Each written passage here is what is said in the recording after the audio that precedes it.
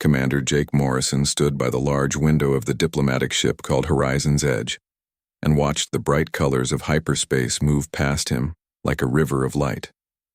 His hands were pressed behind his back and his jaw was tight with anger that he tried to keep hidden. Next to him stood Lieutenant Sophie Blake, who was looking at her datapad with worried eyes while reading the latest reports from the Galactic Council. Sophie let out a long breath and said the Vex Collective had refused their request again for the third time this month. She explained that the Vex were claiming the prisoners were unlawful combatants and therefore not protected under any galactic laws or treaties. Jake felt his anger grow hotter inside his chest because those prisoners were not soldiers or criminals but simple colonists from New Terra who had been taken from their homes during what the Vex called a resource acquisition. But what everyone else knew was just a brutal raid on innocent people.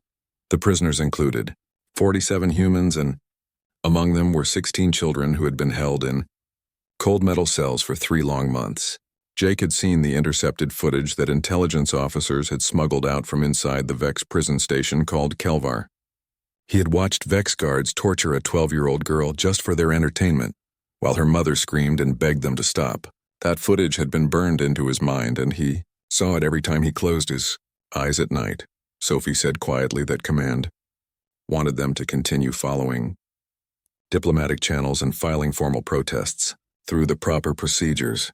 Jake laughed, but there was no humor in the sound because diplomatic channels meant nothing when the Vex had veto power in the council and could block every single resolution that might help the human prisoners. For 3 months, humanity had followed every rule and filled out every form and attended every meeting, and what had it gotten them, except more time for their people to suffer in those cells? The Galactic Council had always thought humans were strange creatures among the stars. They were strong, but so were the Krulthar, who could lift 3 times their weight. They were smart, but the Zenthi had brains 4 times larger and could calculate complex mathematics in seconds. What made humans different was that they held back their true nature because Earth was classified as a Class 12 death world, which meant it was one of the most dangerous planets in the known galaxy, where any reasonable species would never have evolved. Intelligence.Earth had gravity that would crush most species flat against the ground. The atmospheric pressure would make their lungs explode like balloons. The weather could kill with heat or cold or storms that tore buildings apart.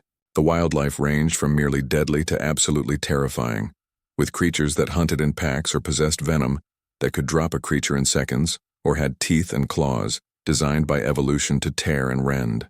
Every single thing on Earth had tried to kill humans for millions of years, and somehow humanity had survived and thrived and become the apex predator of their entire world. Humans were pursuit predators, which meant they could chase prey for days without stopping, until their target collapsed from exhaustion. Their pain tolerance was so high that injuries which would incapacitate other species would barely slow a human down. They could function under stress levels that would cause most species to shut down completely. Their immune systems fought off diseases that would wipe out entire populations of other species. They healed from wounds faster and could adapt to environments that would kill others within hours. But humanity had signed the Galactic Accords 40 years ago when they first made contact with the wider galaxy. They had agreed to rules of engagement and proportional response, and all the civilized conventions that governed how species interacted in space. For 4 decades, they had worked hard to prove they were not monsters despite coming from a world that created monsters. They had been patient and diplomatic and peaceful because they wanted to be accepted as equals among the stars. The Vex Collective had looked at that restraint and thought it meant weakness. They had seen humanity following rules and assumed humans needed those rules to function. They had made a terrible mistake because humans did not need rules at all. Humans chose to follow rules because they believed in civilization and order and giving others the benefit of doubt. But that choice could be unmade. Jake turned to Sophie and told her to send a secure transmission to Admiral Patricia Hayes at Fleet Command on Earth. He said to tell the Admiral that diplomatic approaches had completely failed and it was time to activate Protocol Omega. Sophie's eyes went wide because Protocol Omega was something they had only discussed in classified briefings and never thought would actually be used. It was the contingency plan for what would happen if humanity decided to stop playing by everyone else's rules and went back to what they truly were underneath all the civilization. Sophie asked if he was sure, Because once they did this, there would be no going back, and the Council would never look at humanity the same way again. Jake said he was absolutely sure because 47 of their people were suffering in cages, while the Vex laughed at their petitions, and the Council talked endlessly about procedures and committees.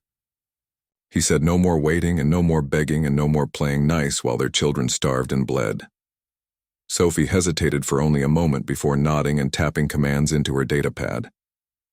The message was encrypted with the highest level security codes and sent across 40,000 light-years to Earth, where it would arrive in minutes, thanks to quantum communication networks. On Earth deep, beneath the surface of Luna Base, in the War Room, Admiral Patricia Hayes received the message and read it twice to make sure she understood correctly. Around the conference table sat the highest-ranking military officers in the human defense fleet. Admiral Hayes stood up slowly and told them they had authorization for protocol. Omega.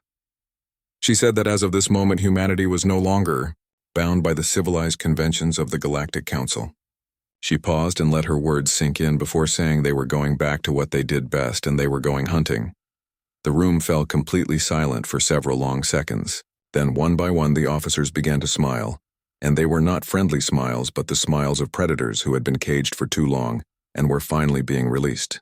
These were the smiles of a species that had evolved hunting megafauna across plains and through jungles and over mountains. These were the smiles of creatures who had survived ice ages and plagues and every disaster their deadly world had thrown at them.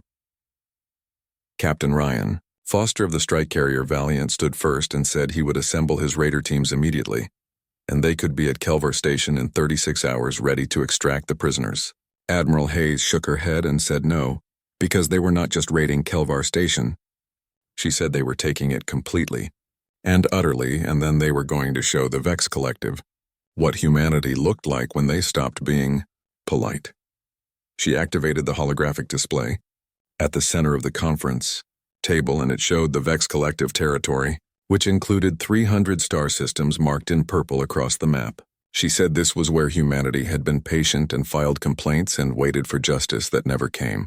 She said as of right now, every Vex military installation and every command center and every ship that refused to stand down was considered a legitimate target. Commander Lisa Grant, who was head of special operations, leaned forward and asked what the rules of engagement were. Admiral Hayes looked at each officer in turn, and her expression was cold as ice when she said, "Get their people back and show the galaxy that there are some lines you do not cross." She said, "Make absolutely certain that no one ever mistakes human mercy for human weakness again." The officers dispersed quickly to their assignments, moving with sudden purpose and determination. Within hours, fleets that had been positioned for defensive operations began moving to new coordinates. Transport ships loaded with Marines who had trained for years in combat techniques received new orders. Infiltration teams on distant worlds activated encrypted protocols they had hoped never to use across all of human space. From Earth to the furthest colonies, a single message was broadcast on every military channel. The message was simple and clear and had been waiting for this moment. It said the gloves are off and show them what Deathworlders can do when they stop playing fair. Captain Ryan Foster watched the tactical display as his strike team approached Kelvar Station in stealth shuttles that ran dark and cold to avoid detection by enemy sensors. The station hung in high orbit above a barren moon like a massive metal fortress, and the Vex had designed it to be completely impregnable with shields that could withstand direct hits from capital ship weapons and automated defenses that could track and eliminate threats faster than most biological species could even react. Next to Ryan sat Sergeant Nicole Price, who was checking her weapon for the third time because it was a nervous habit she had developed over years of combat missions. The pilot announced they had 5 minutes to insertion, and Ryan activated his combat helmet comm system to address all the teams. He told them to remember that the prisoners were held in Detention Block 7, and that was their primary objective above everything else. He said getting their people out alive mattered more than anything. Nicole asked quietly what they should do about the Vex guards, and Ryan's smile inside his helmet was grim when he said if they surrendered, then humans would take them prisoner according to proper conventions. But if they fought, then the Vex would learn why predator species did not need weapons to be dangerous. The shuttles breached the station's outer hull in complete silence, using plasma torches to cut through the reinforced plating. The Vex security systems had been designed to detect ships and energy signatures, but they never registered the human boarding teams until it was far too late to stop them. Ryan was first through the breach with his rifle up and scanning the corridor ahead. The hallway was empty and lit by the pulsing blue glow of Vex lighting systems that hurt human eyes, but their helmets adjusted the spectrum automatically. His augmented vision overlay highlighted heat signatures through the walls, and he could see 3 Vex guards in a room 2 doors ahead. He signaled his team with hand gestures, and they moved like shadows through the corridor, covering angles with the kind of practiced efficiency that came from thousands of training hours. The Vex never heard them coming at all. The first guard turned just as Ryan reached him, and its mandibles spread wide in surprise. Ryan's armored fist caught the alien in what passed for its face, and the impact was calculated to stun rather than kill. The Vex crumpled unconscious before it even hit the floor. The other 2 guards fell just as quickly to Nicole and Corporal Danny Wright, who moved with speed that seemed impossible to species that had not evolved on Deathworlds. They moved deeper into the station, encountering very little resistance, because the few Vex they found were either subdued instantly or fled at the sight of armored humans moving with predatory grace through what should have been secure territory. Word was spreading through the station comm systems that humans were inside, and they were not following the civilized rules of engagement anymore. Detention Block 7 was locked behind 3 security doors, and each one required biometric authorization from Vex command staff, but Ryan did not bother with protocols or hacking. He simply placed a breaching charge on the first door and stepped back. The explosion was precise and shaped to blow inward without harming anything on the other side.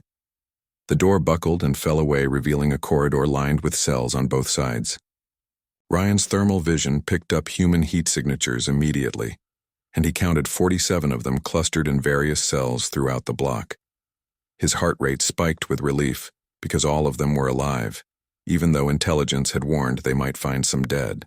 Ryan transmitted to the fleet that they had found the prisoners and all were alive.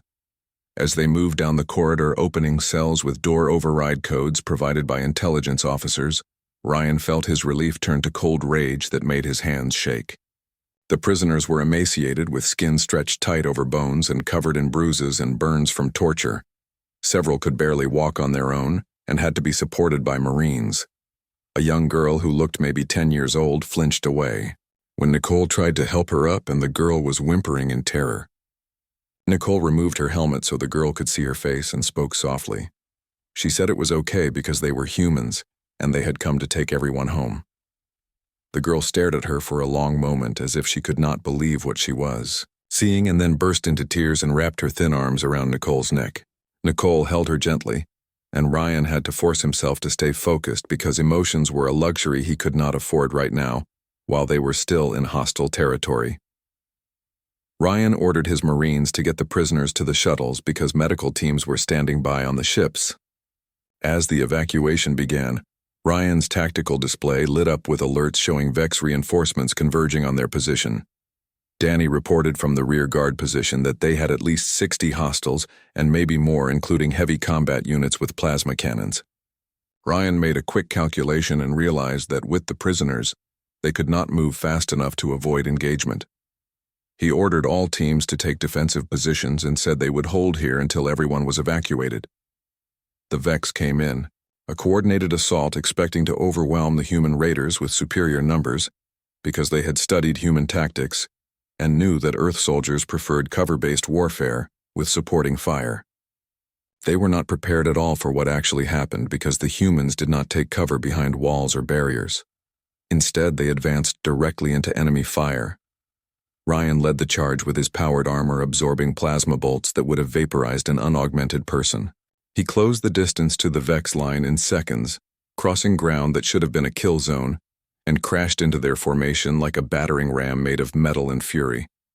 The Vex had natural armor and sharp limbs that could pierce steel and combat training refined over centuries.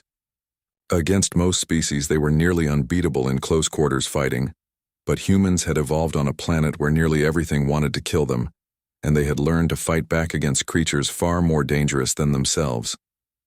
Ryan grabbed a Vex soldier by its main limb and used its own body as a shield against plasma fire from its comrades. Then he threw it into 2 more aliens with enough force to send all 3 sprawling across the floor. Nicole vaulted over him, with her combat knife finding the weak points in Vex's anatomy with surgical precision. Danny fired his rifle one-handed while physically grappling with a Vex twice his size and managed to choke it unconscious with his free arm. The corridor became complete chaos, and a swirling melee that the Vex could not adapt to because they had trained for ranged combat and tactical warfare with support and coordination. The humans had turned it into a brawl, and in a brawl, Deathworld reflexes and pain tolerance meant everything. A Vex captain who was larger than the others and wearing ceremonial armor charged at Ryan with a plasma blade raised high. Ryan sidestepped the strike with inhuman speed and caught the alien's arm. He used its own momentum to slam it into the wall hard enough to crack the reinforced plating, and the captain fell stunned. The pilot's voice crackled in Ryan's ear saying the last shuttle was away and all prisoners were secure. He said Ryan needed to extract immediately. Ryan looked at the remaining Vex soldiers and saw that half their number lay unconscious or incapacitated on the floor.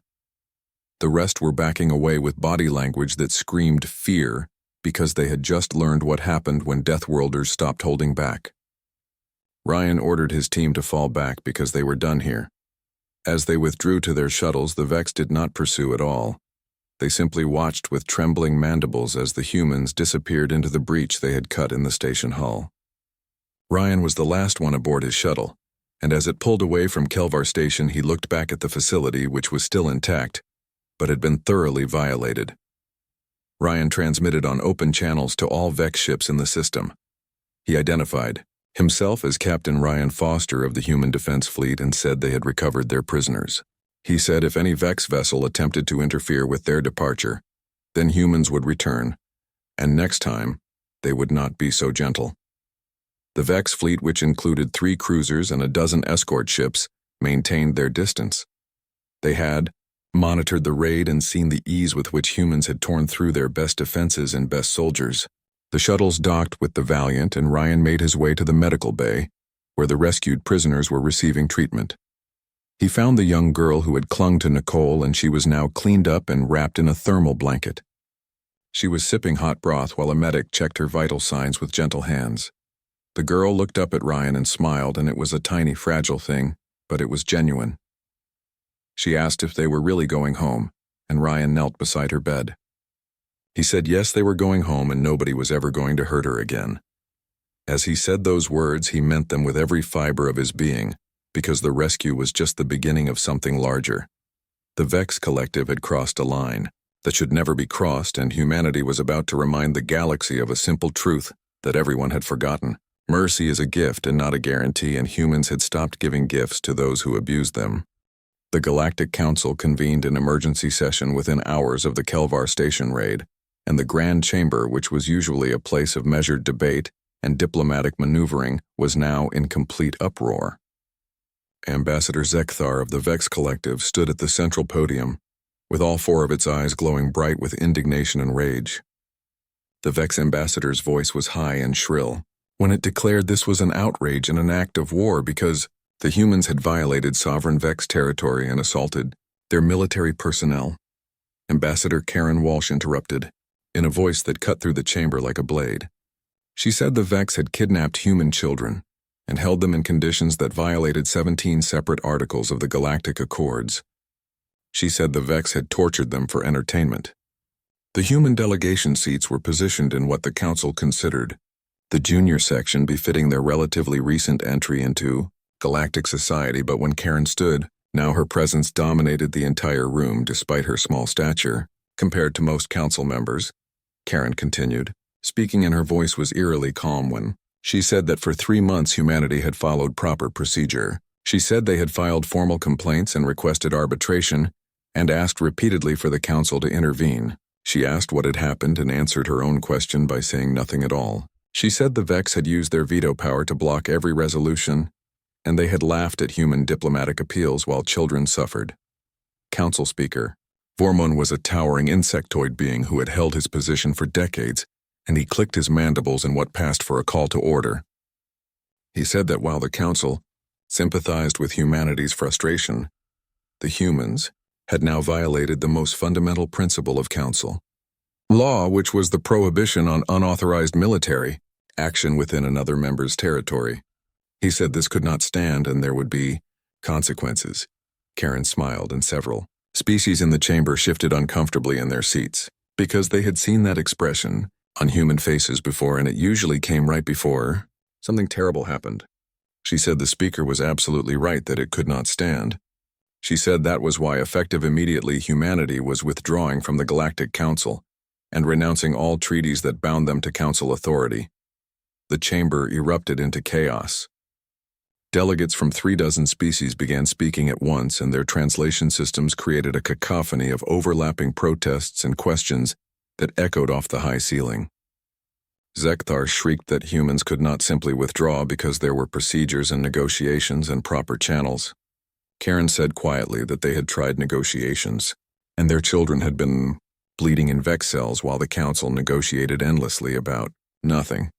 Karen activated her data pad, and the chamber's main display screen lit up with tactical information showing the Vex collective military disposition. She said this showed 12 fleet groups and 73 capital ships and 416 support vessels. She swiped her hand and the display changed to new images. She said this was the Vex military disposition 6 hours ago, and she noted the past tense because it no longer existed in that form. The new images showed carnage that made several delegates gasp in shock. Vex ships were listing in space with their hulls breached or their engines completely dead. Space stations burned with fires visible even from distance. Command centers had gone dark with no power signatures at all.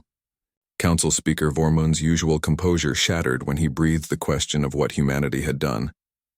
Karen said simply that they had eliminated every Vex military asset that refused to surrender. She said there were no civilian casualties because all personnel aboard disabled ships had been given time to evacuate to safety. She said the Vex Collective's ability to project military force had been neutralized completely.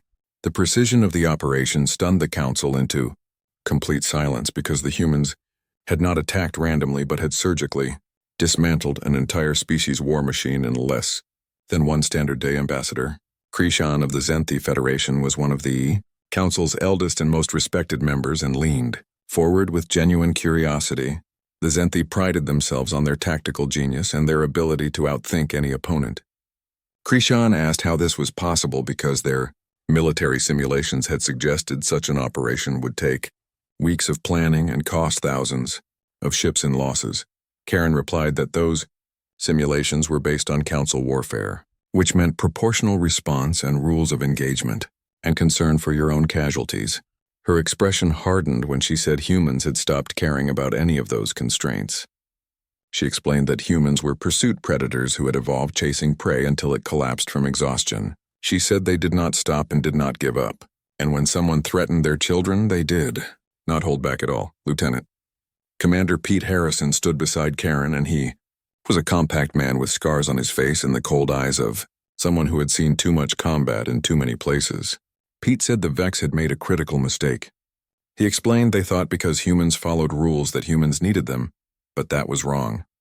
He said humans chose to follow rules because they believed in civilization and order, and giving other species the benefit of doubt. He paused and then said, when you abuse the trust and hurt human people and hide behind laws you have no intention of following yourself, then you see what happens. Zekthar had gone very still, and its body language was radiating fear now, instead of the earlier anger. The Vex ambassador said in a small voice that humans had destroyed their fleets and left them defenseless. Karen agreed and said yes, that was exactly what happened. She said now she would tell them what happens next. She said the Vex Collective would pay reparations to every human family affected by their raids. She said they would surrender all prisoners taken in the last 5 years from any species, and not just humans. She said they would accept a human monitoring presence in their territory for the next decade to ensure compliance with actual enforced standards of civilized behavior. Zekthar asked weakly what would happen if they refused these terms. Karen's smile returned, and it was cold as ice when she said then humans would assume the Vex had decided civilization was not for them. She said humans would treat them accordingly, and the threat hung in the air like a blade waiting to fall. Every species in the chamber understood what it meant, because humans had just demonstrated they could dismantle a major military power with contemptuous ease. Vormund said the council could not allow this precedent because if every species simply opted out of laws when convenient, then the entire system would collapse. Karen interrupted and said maybe council laws should actually protect the innocent instead of the powerful. She said for 40 years humanity had tried to fit into galactic systems and respect traditions and prove they were not the monsters their planet had made them. She asked what they had gotten for their efforts and answered that they got bureaucracy that served the connected and justice that favored the strong and laws that bound the peaceful while the predatory did as they pleased. Karen looked around the chamber meeting. The eyes are eye equivalents of dozens of species. She said humanity was done with that system. She said from now on humanity would make its own rules. Ambassador Lear Von of the Peaceful Concordat was a species known for their philosophy of nonviolence, and he asked what this meant for the rest of the galaxy. Karen's expression softened slightly when she addressed him. She said if species honored their treaties in spirit as well as letter, and treated others with genuine respect and protected the vulnerable instead of exploiting them, then nothing would change. She said humans would still trade and share technology and cooperate on mutual interests. Karen paused and her voice went hard, again when she said, but if any species thought they could hide behind council procedures while committing atrocities, then they should think very carefully. Pete pulled up another display showing 17 ongoing situations where council member species were violating the accords with complete impunity. He listed slave labor on Drex mining worlds and genetic experimentation on sapient subjects by the hive clusters and the Tarkin. Embargo that was causing mass starvation on Pelion colonies. Pete looked directly at the delegates from those species and said they had 30 days to fix these situations. He said after 30 days humans would fix the problems for them, and nobody would like how humans chose to solve things. The chamber dissolved into chaos again, but this time there was something different in the air beyond just outrage or fear. There was a grudging recognition that the council had become complacent and comfortable with a system that protected the powerful and ignored the suffering of those without political influence. Humanity had just shattered that comfortable system completely. As the session devolved into a dozen separate arguments, Karen gathered her materials and prepared to leave. Learvan approached her, moving with the slow grace of his species. He said quietly that the Concordat had tried to address many of these injustices through proper channels. He said they had failed time and again because they lacked the power to enforce their ideals. 3 weeks after the Kelver Station raid, the galaxy was still reeling from what humanity had done, and on Earth in the sprawling complex of the United Nations Space Command, Admiral Patricia Hayes reviewed the latest intelligence reports with a mixture of satisfaction and concern. The military operation had exceeded all projections in terms of success, but the political fallout was proving more complex than anyone had anticipated. Lieutenant Commander Angela Ross, who was head of intelligence analysis, stood before the Admiral's desk with a data pad full of updates from across known space. Angela reported that the Vex Collective had capitulated to all demands without any resistance. She said reparations were being processed and prisoners had been released, and the Vex had accepted human monitoring teams without complaint. She said they were effectively neutered as a military power and would remain so for years. Patricia said that was good news and asked what was happening with the other species that Pete had mentioned in his speech to the council. Angela said the results were mixed because the Drex Consortium had begun dismantling their labor camps, but they were dragging their feet and moving slowly. She said the hive clusters claimed their experiments were misunderstood but had ceased all operations. She said the Tarkin government had lifted their embargo yesterday. Angela paused and said, however, there were complications.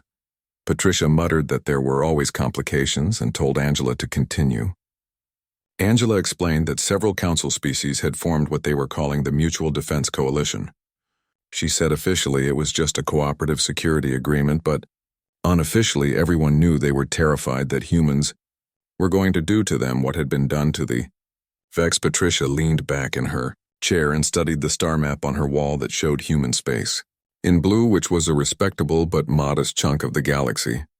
Around human territory in various colors were the territories of dozens of other species. Patricia asked quietly if those species were right to be terrified of humanity.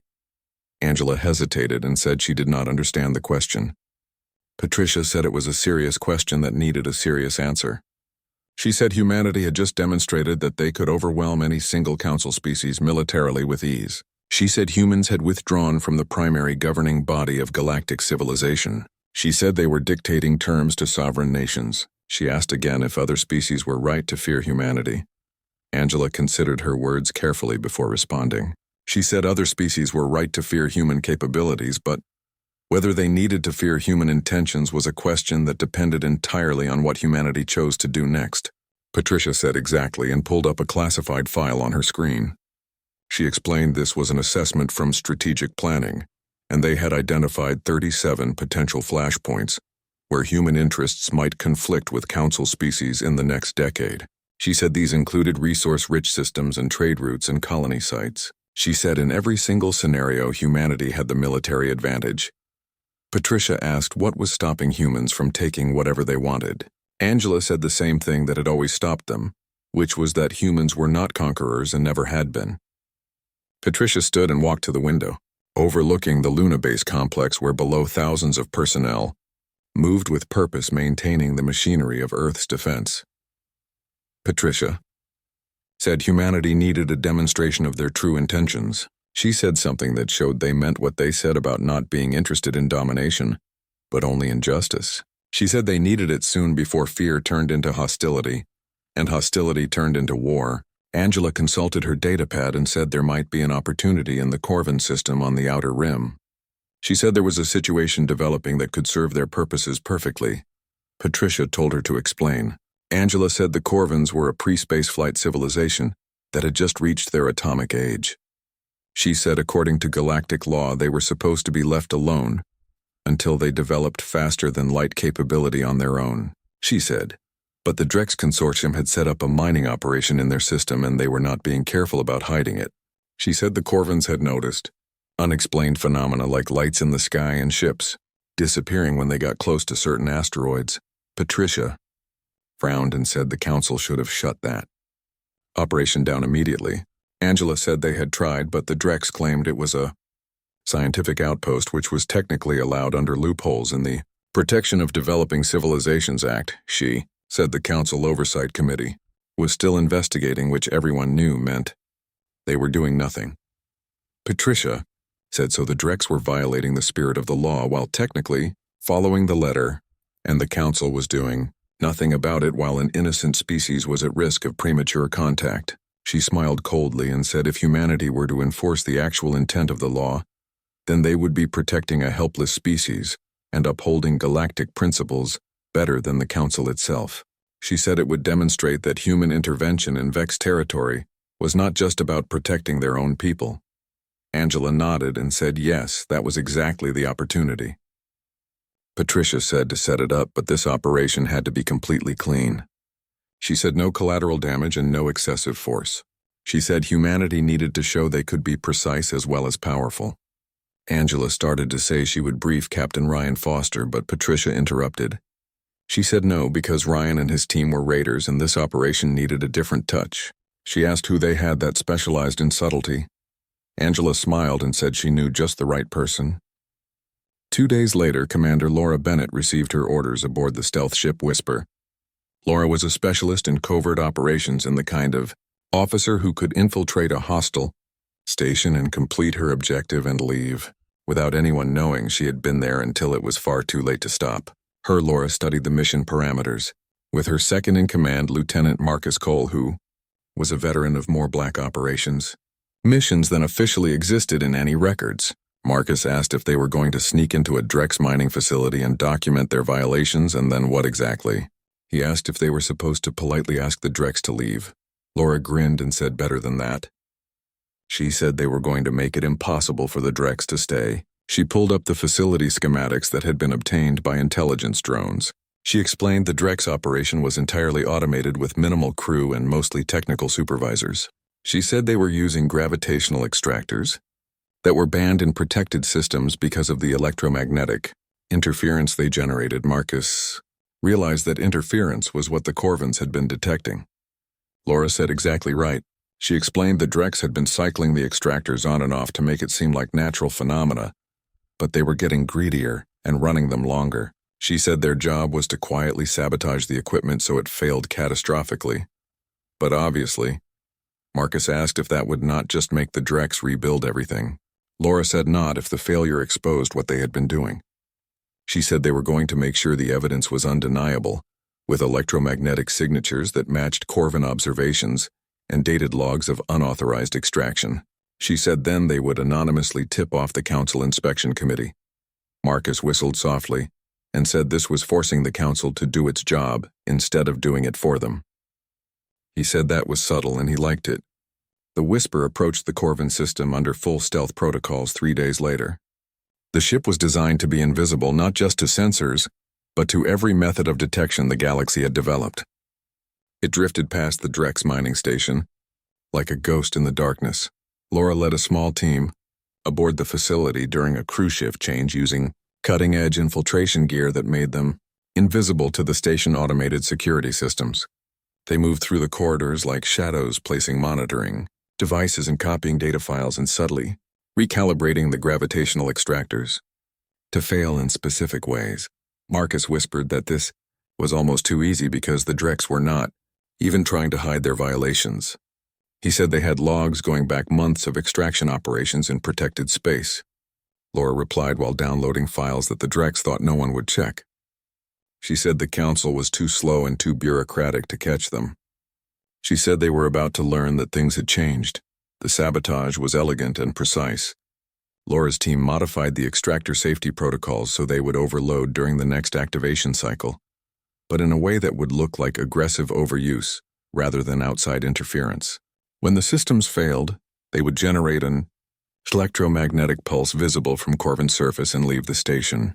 Computers filled with incriminating evidence that could not be denied or explained away. As they withdrew, Marcus paused and asked if Laura thought the Corvins would make it to spaceflight without premature contact screwing up their development. Laura looked out at the distant world that was blue and green and completely unsuspecting of what was happening in their star system.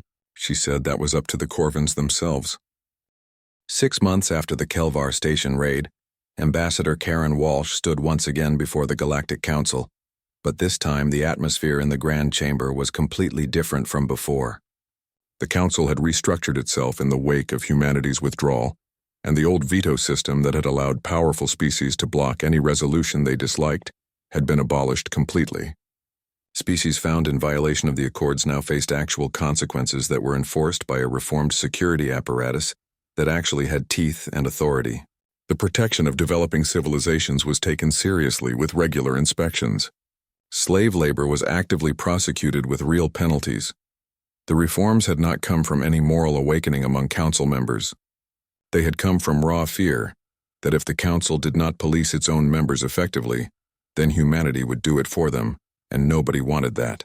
Karen took her position at the visitors' podium because, officially, humans were no longer council members, but unofficially they were invited to every session, and their opinion carried more weight than any vote.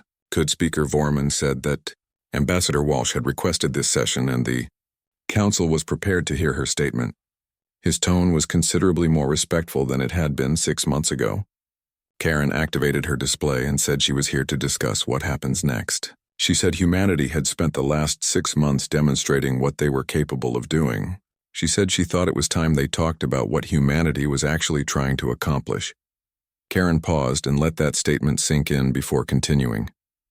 She said some species feared humans, and that was understandable. She said humanity had broken military power structures and forced institutional reforms at what many considered gunpoint. She said, but fear was not a basis for lasting peace, and humanity was not interested in ruling through terror. Ambassador Learvan of the Peaceful Concordat spoke up and asked what humanity was interested in then. He said from where the council sat, it appeared humans were dictating terms to the entire galaxy. Karen said that was a fair question and humanity had an answer. She said humans wanted a galaxy where the rules actually meant something real. She said they wanted a place where justice was not determined by which species had the most votes or the best lawyers. She said they wanted a galaxy where the strong protected the weak instead of exploiting them. Karen said humanity had thought the council was that organization when they first joined. She said they had been wrong about that.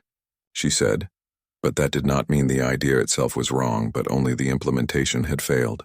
She pulled up a new document and said this was the Terran proposal for galactic reform. She said it was not a demand or an ultimatum, but an invitation to build something better together. The document projected across the chamber screens and delegates began reading with varying levels of suspicion and interest. Karen continued and said the key points were simple enough.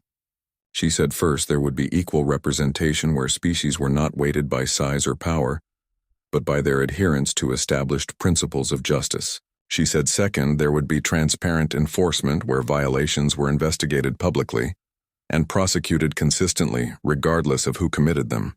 She said third there would be real protection for the vulnerable, including pre-spaceflight civilizations and economically disadvantaged species and refugees who all received active support rather than passive neglect. Ambassador Krishan of the Zenthi Federation asked who would enforce these principles. He asked if humanity was proposing to make themselves the galaxy's police force. Karen said no firmly. She said they were proposing a joint security force drawn from all willing species. She said humanity would contribute resources and personnel, yes, but so would anyone else who met the standards. She highlighted another section and said the standards were outlined here, and they were completely non-negotiable. She listed respect for sapient life and adherence to rules of engagement and accountability for actions. She said if a species could meet those standards, then they were welcome to join. Pete Harrison, who was standing beside Karen, added that they had already received applications from 17 species who wanted to be part of this new force. He said this included, he noted, the peaceful Concordat. Learvan inclined his head in acknowledgement and said his people had long dreamed of a galaxy where morality was actually enforced with action. He said if humanity was offering that possibility, then the Concordat would be honored to participate. Vormoon said slowly that this was unprecedented. He said Karen was proposing to create a military force that operated outside Council authority, but somehow with Council cooperation. He said the legal framework alone would take years to establish properly.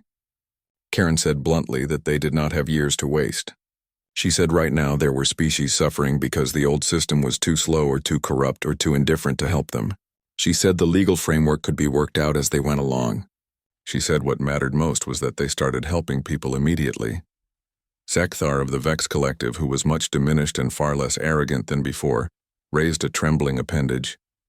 The Vex ambassador asked what would happen to species like his own who had made terrible mistakes. Karen's expression softened slightly when she looked at the Vex. She said the Vex had complied with every requirement that humanity had set. She said they had paid reparations and released prisoners and accepted oversight without complaint. She said they were rebuilding their reputation through actions rather than words. She said that was exactly what humanity wanted to see from everyone. Karen paused and then said, redemption was possible for any species. She said, but it had to be earned through deeds and not just promises. The session continued for many hours with delegates debating and questioning, and gradually accepting that the galaxy had fundamentally changed. Some species like the Concordat and several smaller civilizations embraced the Terran proposal with genuine enthusiasm. Others, particularly those who had benefited from the old system's corruption, opposed it vehemently and with anger. But none of them could deny the fundamental truth that humanity had demonstrated, the ability to enforce their vision with or without council approval. The choice was not between accepting the proposal or maintaining the comfortable status quo. The choice was between working with humanity to build something better or being left behind as the galaxy moved forward without them. 2 weeks later, the Joint Security Force officially formed with great ceremony. Its headquarters was established on a neutral station in unclaimed space that was equally distant from Earth and the Council's primary worlds. The force's first commander, who was selected by vote among all participating species, was Admiral Patricia Hayes, and this choice surprised absolutely no one who had been paying attention. At the commissioning ceremony, Patricia stood before an assembly of ships from a dozen different species.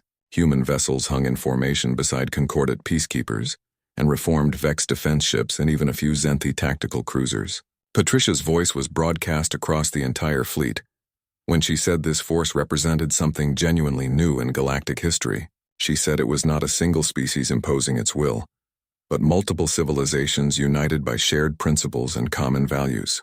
She said they were not here to conquer or control, but to protect and serve. She said they would enforce the laws that actually mattered, and ensure that the galaxy they left to future generations was one defined by justice rather than raw power. Patricia looked out at the assembled fleet and at species that had been enemies or strangers just months ago, but were now standing together with common purpose. She said humanity had learned something important on their death world. She said they learned that survival required cooperation, and that strength was meaningless without purpose, and that the measure of a civilization was not how much power it could accumulate, but what it chose to do with that power. Her expression hardened, and she said, "Make no mistake, because this fleet had the capability to level entire star systems." She said they could wage war like few forces in galactic history. She said, but that was not their mission at all. She said their mission was to make war unnecessary, and to ensure that justice did not require violence, and to create a galaxy where the strong used their strength to protect rather than dominate. Patricia concluded by saying that was what happened when Deathworlders stopped playing fair. She said they did not become tyrants or conquerors. She said they became protectors and guardians. She said that was what they were going to be for everyone who needed them. The fleet dispersed to their first assignments, which included breaking up pirate operations in the Outer Rim and investigating reports of illegal genetic experimentation and providing humanitarian aid to species affected by natural disasters.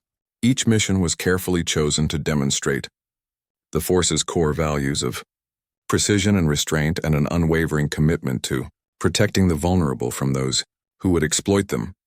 Back on Earth, in a quiet office far from the ceremonies, Commander Jake Morrison sat across from his sister, Lieutenant Sophie Blake.